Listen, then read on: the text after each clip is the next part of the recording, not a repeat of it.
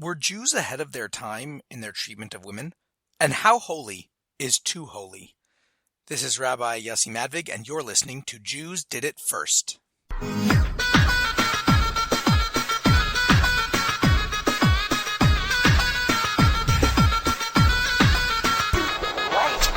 With the Me Too movement this past year, women's rights have been brought to the fore. I think it's really important to note that despite a lot of the evidence of misconduct, the U.S. is still the safest, freest, most prosperous place in the world for women. Thank God. It's the safest if you look at what's going on in many other countries, particularly Islamic countries, where women are assaulted or even killed for certain behaviors, communist countries where there's coercion to have abortions. Thank God we do not live in a society like that. It is the freest, where women are able to do pretty much anything in the U.S., from being a CEO to running for president. Women are gaining traction in the highest echelons of American society. And it's the most prosperous. Women have higher incomes than ever before in history.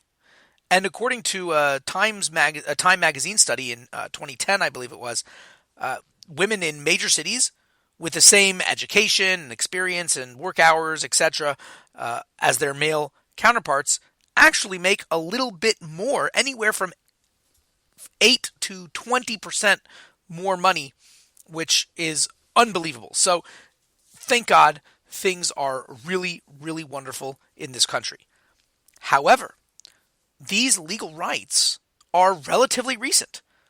It's been less than 100 years since women could even vote, let alone hold certain jobs. But when it comes to respect for a woman's body and equality under the law, Jews did it first. Don't misunderstand me. There are definitely very defined roles for women and men in Jewish society. I'm not saying that they are encouraged or in some cases even allowed to perform the same social or religious function. Some of that is for biological reasons, and some of that is for spiritual reasons. In fact, I heard a very interesting, what do you call it in Yiddish, a cute vort.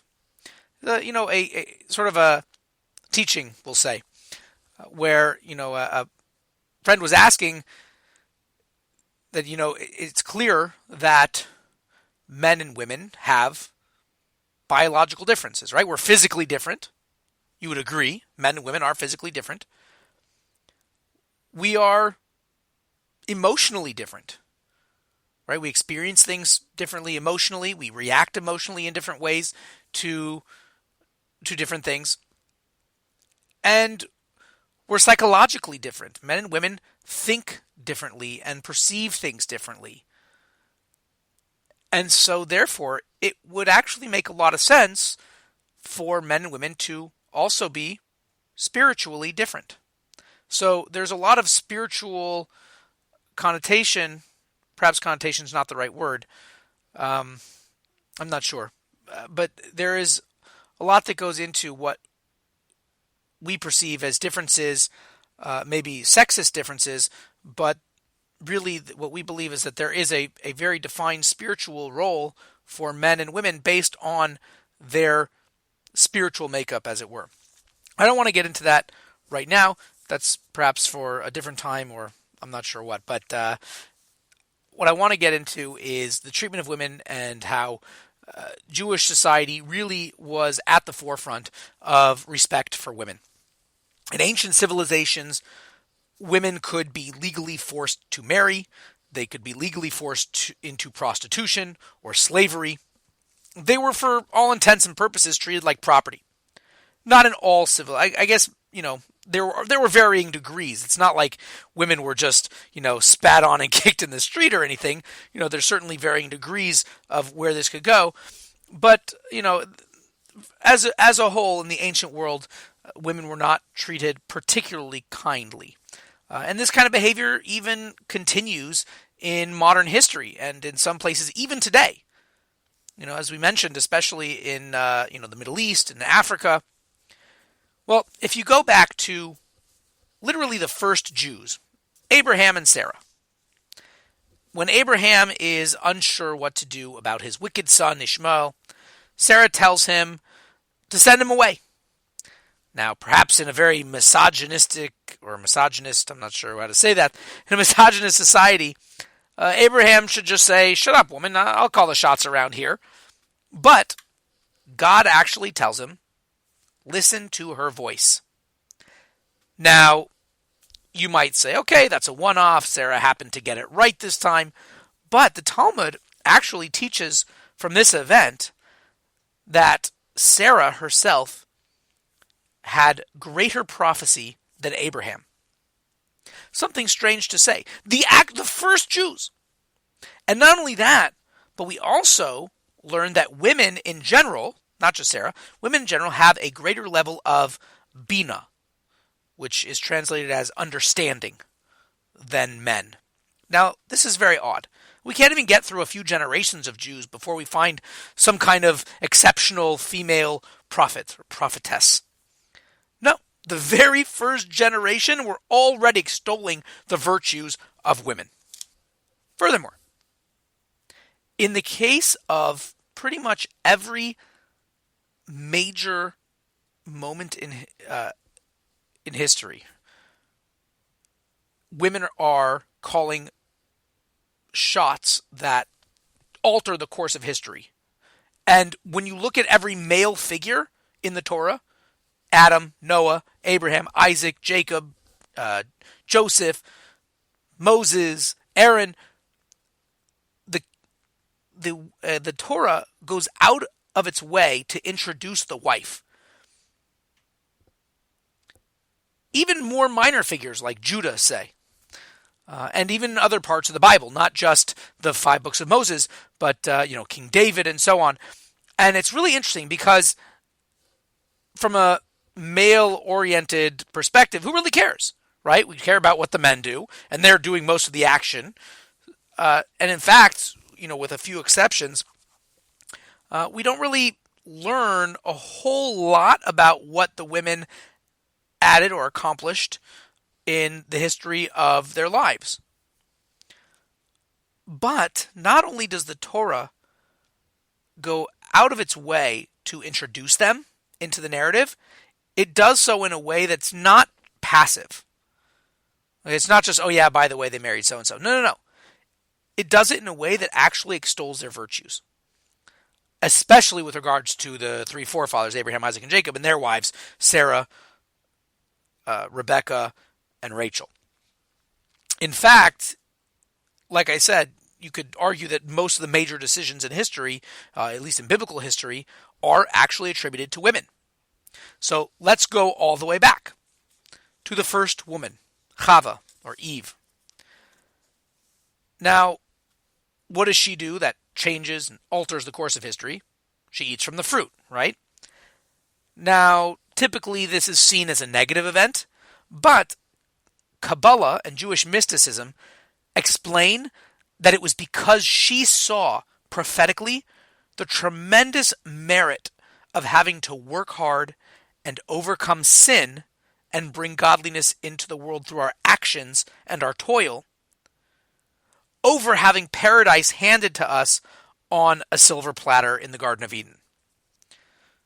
So she ate the fruit that began that process, which will ultimately end in the salvation of the world and godliness revealed even in the lowest realms.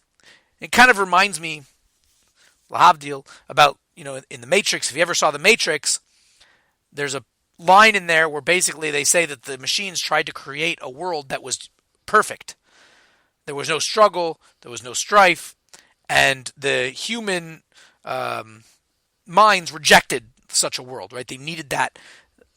They just needed that fight. They needed that resistance, and so they made it like a regular, like real life. So the same thing. Chava saw how tremendous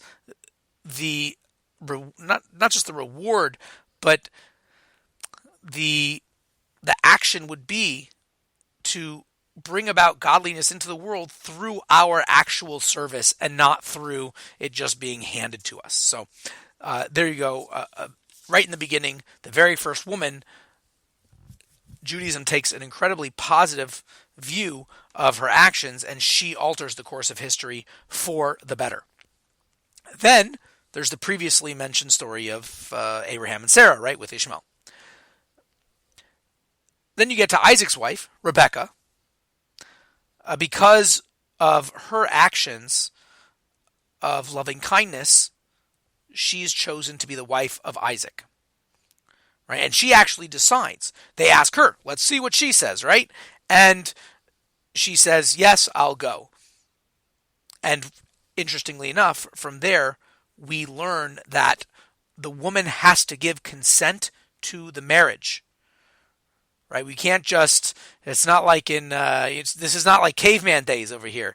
In the past, if, they liked each other, whatever, the guy likes the girl, whatever, club her on the head, drag her to your cave. I don't know. I'm not sure exactly how things work. But, like I said before, the woman could be forced to marry.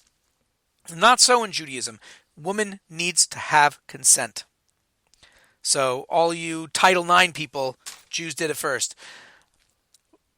Furthermore, Rebekah, Isaac's wife, recognizes their son Jacob's greatness and righteousness over Esau, and she ensures that Jacob is the one who receives the blessings from Isaac. She's also responsible for saving Jacob's life when she realizes that Esau wants to kill him. So here you have the woman in the story changing, or not changing, but making decisions that bring about a completely different course of history than would have happened had she not intervened. And for the better, that's the point. Then you have Rachel, Jacob's wife, his main wife anyway. You might know the story where he works for 7 years, and Lavan, his soon-to-be father-in-law, switches the girls, right? He's supposed to marry Rachel. He switches it for Leah because she's older. He doesn't want the younger daughter married first. Well, the Medrash actually tells us a whole story over here. Like, how did Jacob let this happen? Like, he didn't know, right? It says the next morning he realized it was Leah. Well, how did he not know, right? So it's Rachel herself who allows Leah, her sister, to marry Jacob by giving her certain signs that she and Jacob had worked out, just in case the father tried to switch the program on them.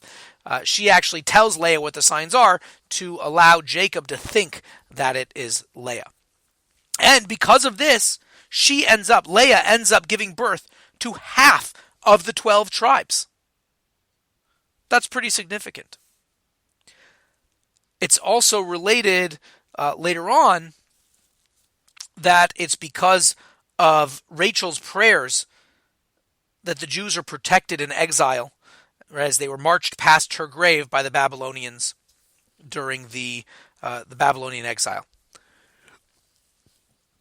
Moving on in history a little bit, you have Miriam, who is the sister of Moses and Aaron, and she is the one who convinces her parents to remarry, because it tells us in the Medrash that her parents, Amram and Yocheved, had divorced because of Pharaoh's decree to throw all the baby boys into the river, and she says, hey, what are you talking about? This is a little girl now. She's, I think, 5 or 6 years old at the time. She says, your decree is worse. You're going to divorce, because he was the leader of the generation. He divorces his wife. Everyone else starts divorcing their wives because they see that's what we're supposed to do now, so we don't bring any children into this terrible world where they're being thrown into the river.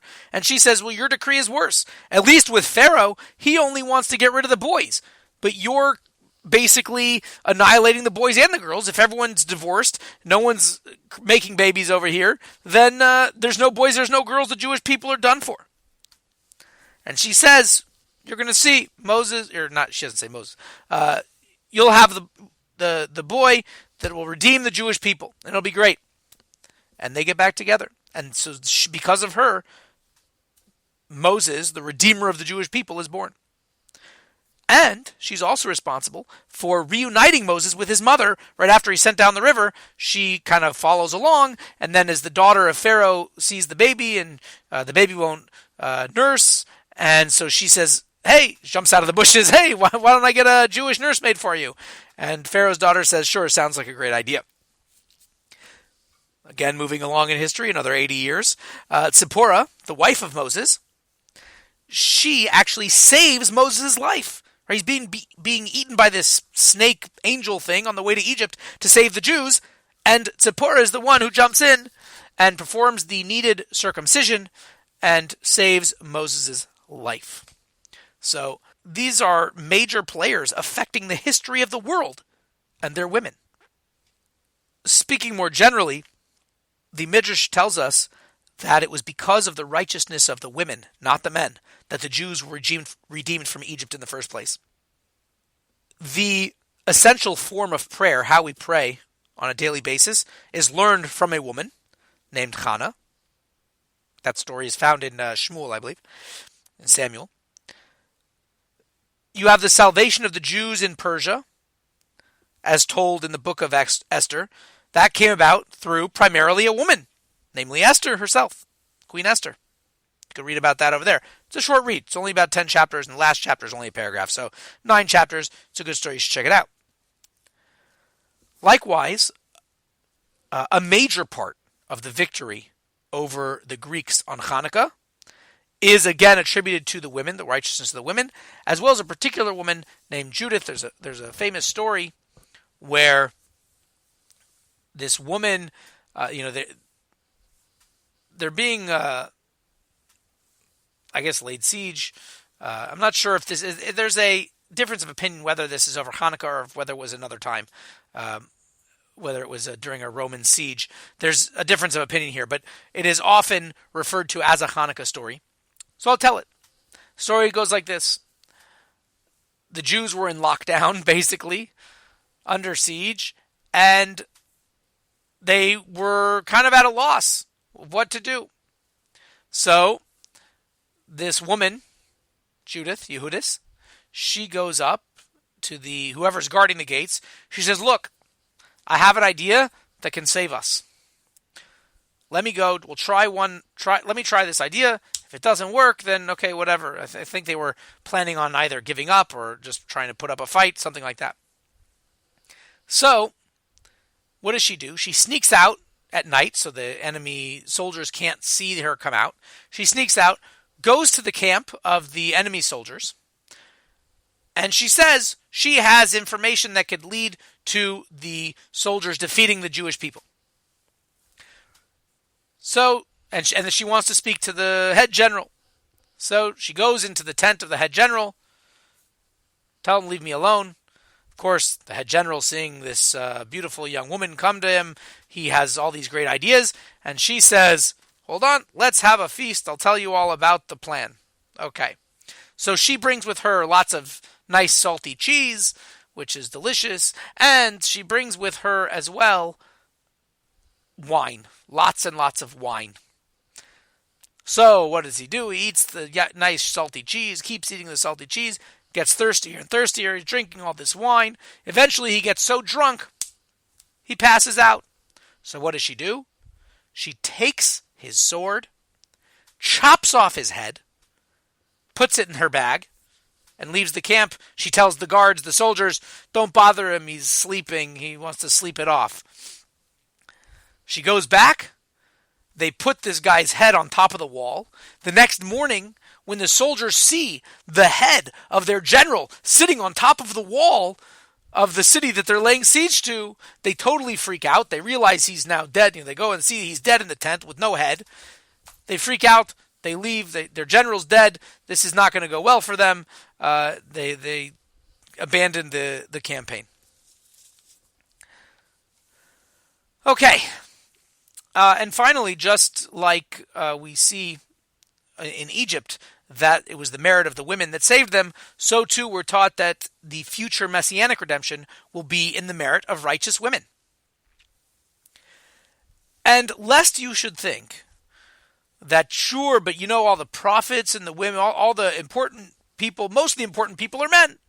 right? You had, if you look at just the prophet situation, we learn in the Talmud that, yeah, of the main prophets, there's 48 men and only 7 women. That's true. However, we learn in the Medrash, I believe it's in Shir Shirim, Rabbah, that there are not just 600,000 male prophets, but there were 600,000 female prophets as well. So there was an equal number, men and women. Might not be explicitly stated, but why does it have to be? And why would the Medrash? This is also an ancient work from the ancient world where women were not exactly treated. There's no reason for them to say, oh yeah, by the way, there was an equal amount of women prophets as well, so don't worry. Who's worried about that? No one's worried. No one cares that there's women prophets. Judaism cares. God cares. Yes, it's important. So we see time and time again that women are extremely important, to be cherished and coveted, and perform the same jobs as men, or at least are respected as much as men, even if they might do the job in a slightly different way. But certainly there is plenty of room in the realm of prophet, in the realm of military strategists over here, as we just saw with Judith. There is room for women to be on par with men here. Also, in Jewish law, women tend to be somewhat of a protected class. Quite ahead of its time, I suppose.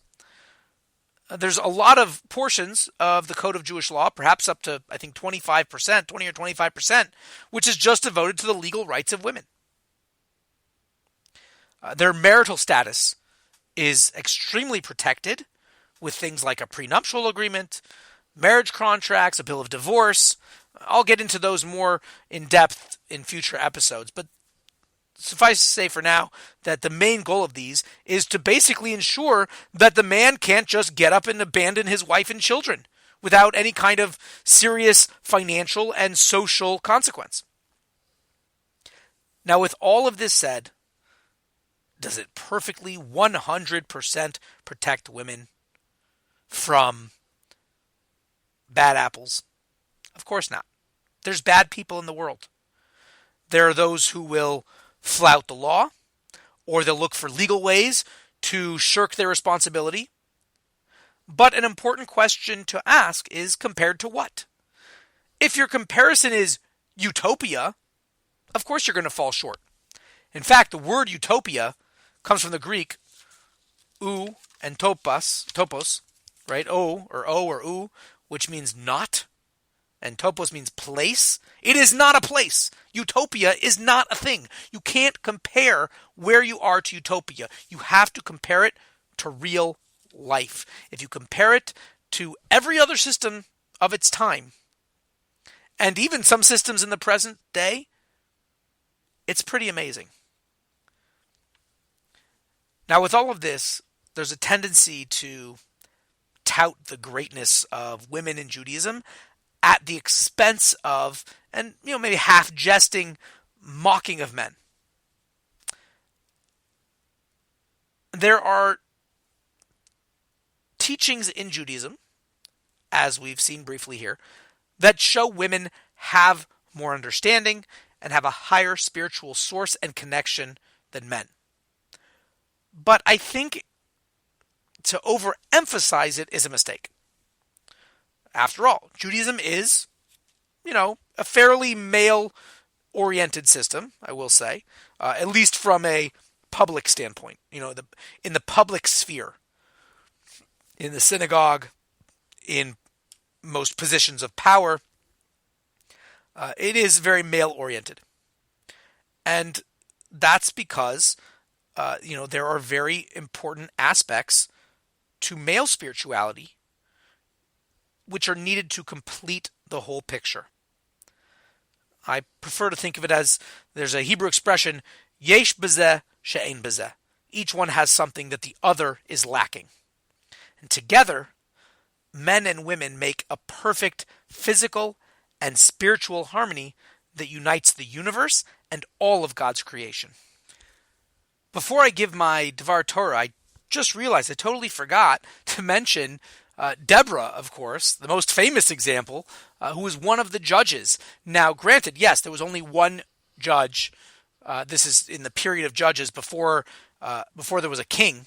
You had a series of judges that were acting rulers of the Jewish people, people like Samson, for example. Now, yes, there was only one woman that was a judge. Granted that. It was the exception, not the rule. However, it doesn't seem like anyone thought it was like a weird thing. It wasn't like they were like, no, how could you have a woman judge? And as soon as she became judge, there was this tremendous outcry from the masses of how could this possibly be? This isn't appropriate. What's going on here? No, it's just, yeah, there was a woman judge. What's the big deal? So I think that's an important thing to note as well. Now, on with the Devar Torah. How holy is too holy? That was the question in the beginning. In the Torah portion this week, it's actually a double portion.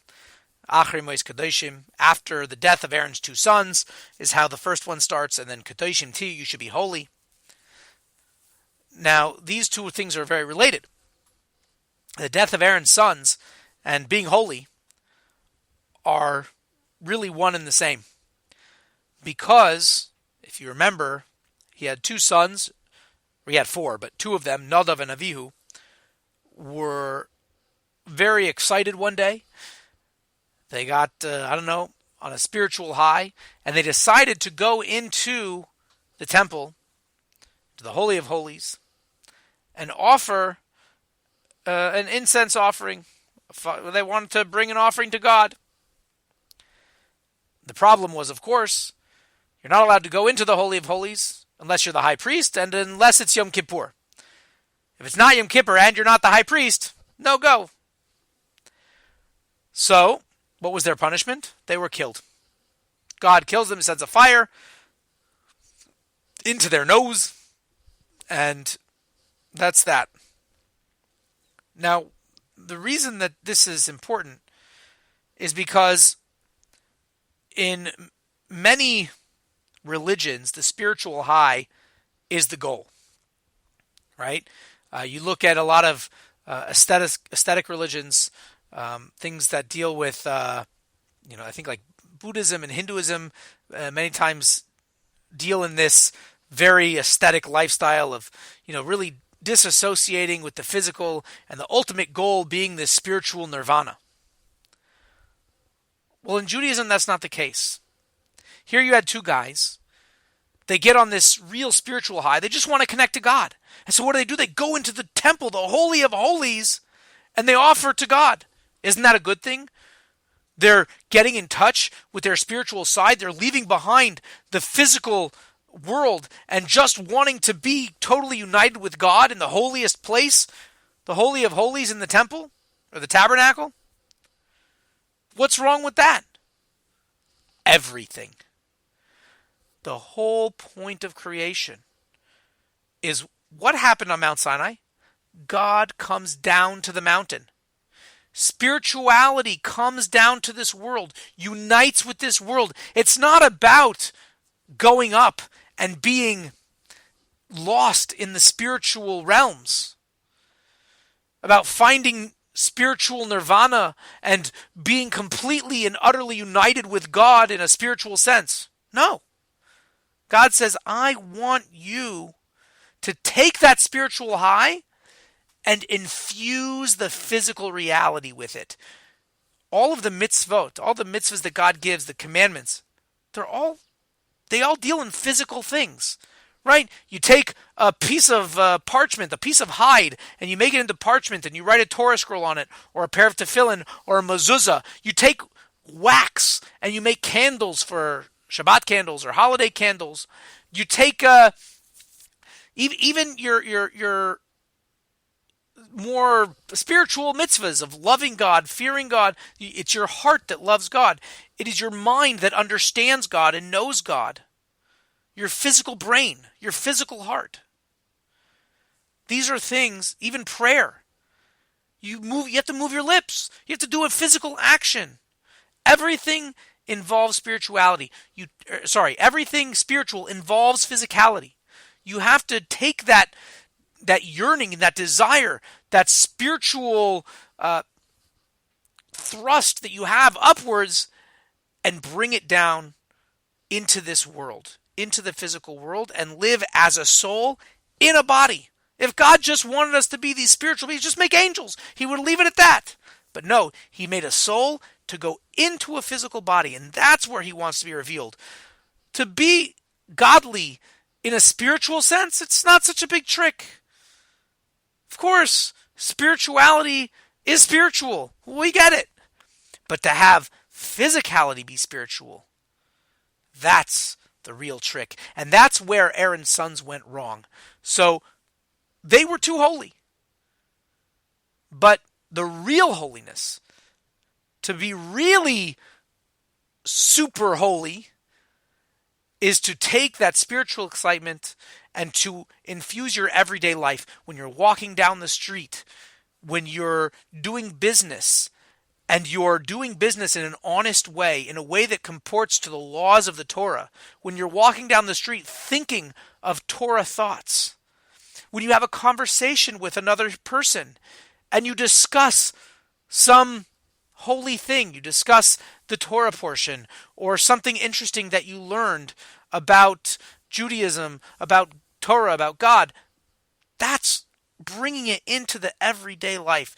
That's where it becomes super holy.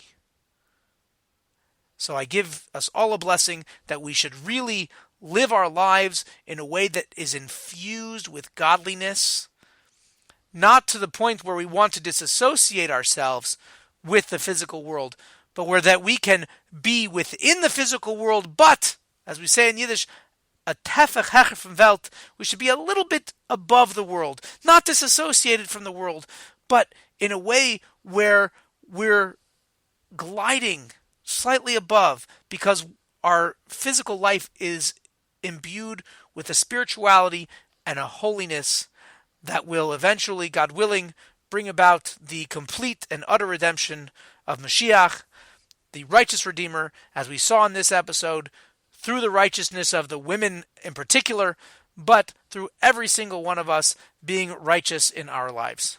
L'chaim, l'chaim. Thanks so much for listening. Love to stay in touch. Please contact me on Twitter at Oswego Rabbi.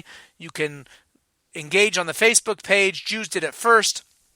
Or if you're listening on YouTube, please write in the comments below. I'd love to hear from you. Keep the conversation going. Until next week, Shabbat Shalom.